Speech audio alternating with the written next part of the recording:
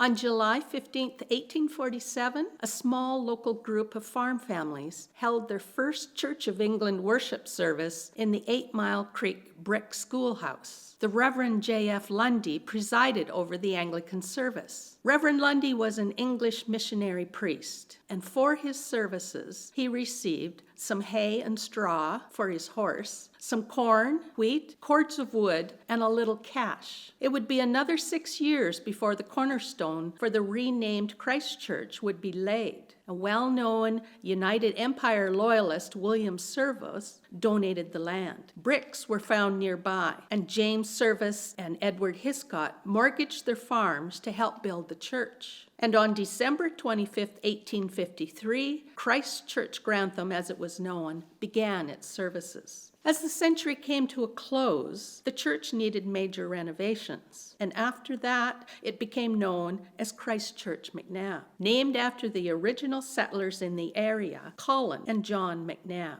During the American Civil War of the 1860s, the Underground Railroad provided safe passage for hundreds of escaping enslaved blacks from the American southern states to freedom in the northern states and Canada. The Niagara River provided a crossing into Ontario from New York State, a dangerous crossing, but it was still a way to follow the Underground Railroad. It's believed that a small temporary settlement of rescued slaves encamped here by 8 Mile Creek, right below the church. Unfortunately, no records exist to mark the lives or graves of these people. And so, in 2003, this simple plaque was erected here, overlooking the creek, to designate the area as a burial site of several escaped enslaved blacks. In 1988, the new rector, Reverend Duncan Lyon, and his wife Wendy moved into the rectory near the church. On Easter Sunday, Reverend Duncan Lyon noticed some migrant farm workers going into the church. He discovered they were Mexican Roman Catholic men seeking a quiet place for worship. He led them in a short service. And then he brought them back to the rectory to join his family for Easter dinner. This was the beginning of a relationship that would last for many years. In later years, Sunday work in the fields prevented migrant farm workers from attending Sunday worship. Then in 2017, a bilingual Anglican priest in Beamsville, the Reverend Javier Arias, changed that. He introduced Spanish worship services at Christ Church McNab, especially for these workers, at a time when they could attend. Today, this program continues. Volunteers provide meals, bus transportation is available, refurbished bicycles, medical help, and translated information. Since 2019, the Reverend Antonio Ijas has been the missioner for Spanish-speaking migrant farm men and women. But of course, COVID-19 pandemic interrupted the church services. However, Reverend Antonio is conducting worship services right in the fields, right with the workers at the farms.